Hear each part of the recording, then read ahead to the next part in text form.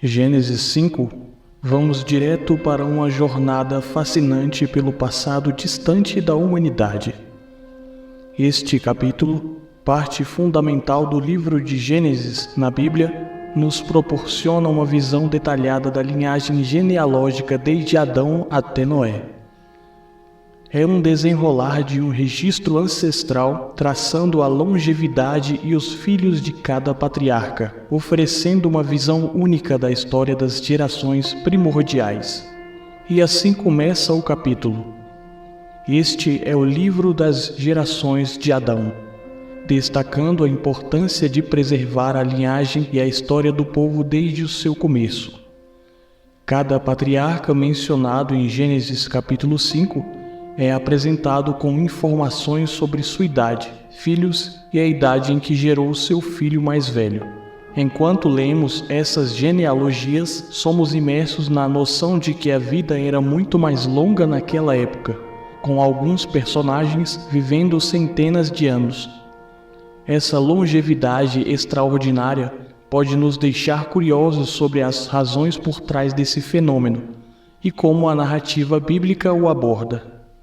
Gênesis 5 não está ligado somente aos nomes e idades da época, mas também prepara para o próximo evento crucial que acontecerá no decorrer do livro, como o dilúvio de Noé. Aprofundar-se em Gênesis 5 é mergulhar em uma parte fundamental da narrativa bíblica, que continua a inspirar e intrigar gerações ao longo dos séculos. Gênesis capítulo 5, versículo 1 ao 2 é curto, mas traz consigo um significado profundo e fundamental para a compreensão da narrativa bíblica. Aqui nos é apresentado o livro das gerações de Adão e uma importante reflexão sobre a criação do ser humano à imagem de Deus. O livro das gerações de Adão. Este livro é como se fosse um registro genealógico que traça a linhagem desde o primeiro homem, Adão, até as futuras gerações. É como se Deus estivesse mantendo um registro meticuloso de cada vida humana, destacando a importância da história e da continuidade das gerações. Este registro se torna a base para a compreensão das origens do povo de Deus. Criou Deus, pois, o homem à sua imagem. Este versículo traz uma afirmação profunda sobre a criação do ser humano. Aqui Deus fala que criou o homem à sua imagem e semelhança. Isso quer dizer que cada um de nós carrega conosco uma marca divina, uma conexão especial com o Criador. Dizer a imagem de Deus não está atrelado somente à aparência física, mas à capacidade do ser humano de refletir características espirituais, como racionalidade, criatividade, moralidade e relacionamento com Deus.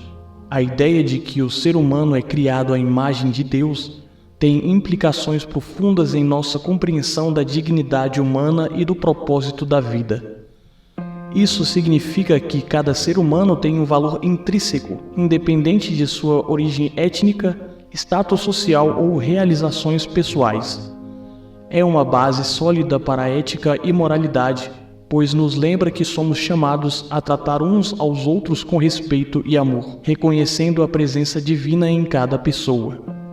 Além disso, a ideia de que o ser humano é criado à imagem de Deus também nos lembra de nossa responsabilidade para com o Criador.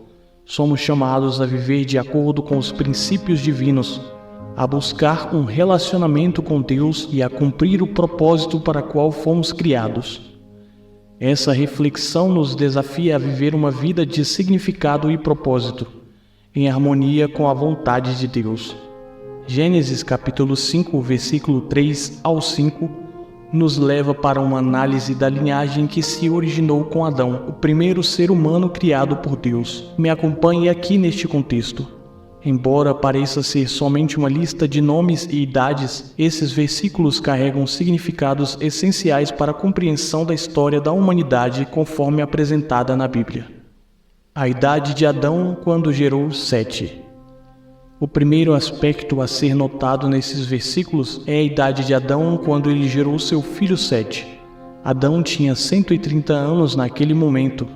A longevidade dos personagens desta época é uma característica notável da narrativa bíblica e serve como um lembrete de que, nas primeiras gerações da humanidade, as pessoas tinham vidas excepcionalmente longas. Isso também destaca a ideia de que esses patriarcas tiveram um papel crucial na transmissão da fé e da história de Deus para gerações subsequentes, e gerou um filho à sua semelhança, conforme a sua imagem, e pôs-lhe o nome de Sete. A criação de Sete, a imagem de Adão, nos é refletida a continuidade dessa imagem divina ao longo das gerações. Existe um significado para a escolha do nome de Sete, pois significa compensação ou substituição. Interpreta-se como uma esperança de que Sete e suas gerações desempenham um papel na restauração da relação entre Deus e a humanidade, após a queda de Adão e Eva. E foram todos os dias de Adão que viveu 930 anos, e morreu.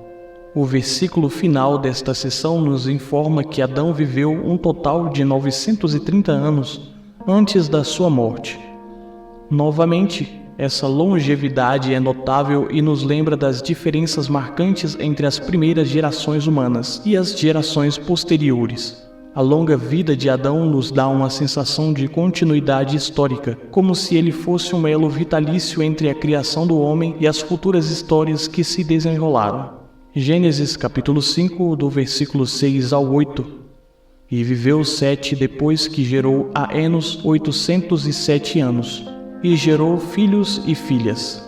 Aqui, o primeiro aspecto que podemos notar, com certeza, é a longevidade da vida de Sete. Ele viveu 807 anos após gerar o seu filho Enos. Mais uma vez, a longevidade extraordinária dos personagens desse período da história bíblica é enfatizada. Essa longevidade serve como um lembrete do papel vital que esses patriarcas desempenharam na transmissão da fé, tradições e histórias de Deus para as futuras gerações. E foram todos os dias de Sete 912 anos, e veio a falecer. É notável o destaque de toda a narrativa na longevidade desses personagens, que se tornam patriarcas históricos representantes da época. No fim, Sete se tornou um personagem crucial na transmissão da história da humanidade e, implicitamente, na história do plano de Deus para a redenção da humanidade. Esses versículos, apesar de sua aparente simplicidade, têm um significado profundo para os leitores. Aqui conseguimos recordar da importância de nossas raízes, das gerações que nos precederam e das responsabilidades de preservar a fé e a história transmitidas por aqueles que vieram antes de nós. Gênesis capítulo 5, versículo 9 ao 11. E foi Enos com a idade de 90 anos e gerou a Cainã. E depois de gerar a Cainã, com 815 anos, gerou filhos e filhas. Aqui é destacado mais uma vez, como foi com seus antecessores, a geração de Adão se multiplicando na terra, perpetuando cada vez mais o plano divino da restauração de Deus. E foram todos os dias de Enos 905 anos e veio a falecer. Levando em consideração o significado espiritual e teológico, esses versículos nos lembram da importância da continuidade da promessa divina. A linhagem que se estende desde Adão até Enos é uma parte fundamental da história que culminará na vinda do Messias, um tema que será desenvolvido ao longo da Bíblia. Enos é mais um elo nessa cadeia de eventos que, eventualmente, levará à redenção da humanidade por meio de Jesus Cristo. Além disso, esses versículos também enfatizam a importância da fidelidade e da perseverança ao longo do tempo. A longa vida dos patriarcas nos lembram que eles tiveram que continuar mantendo sua fé, sua obediência a Deus e transmitindo esses valores para as gerações futuras durante muitos anos. Isso nos desafia a refletir sobre nossa própria jornada espiritual e nosso compromisso em preservar a fé e os valores que recebemos. Gênesis capítulo 5, versículo 12 ao 14. E foi Cainã, com a idade de 70 anos, gerou a Maalalel. E depois de gerar a Maalalel, chegou à idade de 840 anos e gerou também filhos e filhas. E foram todos os dias de Cainã 910 anos, e veio a falecer. Gênesis capítulo 5, versículo 15 ao 17. E foi Maalalel com a idade de 65 anos, e gerou a Jarede. Depois de gerar a Jarede, chegando à idade de 830 anos, gerou filhos e filhas. E foram todos os dias de Maalalel 895 anos, e veio a falecer. Gênesis capítulo 5, do versículo 18 ao 20. E foi Jarede com a idade de 162 anos, e gerou a Enoque. Jarede, depois de gerar a Enoque, chegando à idade de 800 anos, gerou filhos e filhas. E foram todos os dias de Jarede 962 anos, e veio a falecer. Gênesis capítulo 5, versículo 21 ao 24. E foi Enoque com a idade de 65 anos, e gerou a Matusalém. E andou Enoque com Deus depois de gerar a Matusalém, chegando à idade de 300 anos, e gerou filhos e filhas. Este versículo é o coração da história de Enoque. Ele nos diz que, após o nascimento de Matusalém, Enoque andou com Deus por 300 anos. Essa afirmação é extraordinária, pois destaca a proximidade e a comunhão íntima que Enoque tinha com Deus. Sua caminhada espiritual era tão profunda e significativa que Deus o levou diretamente para si. E foram todos os dias de Enoque 365 anos.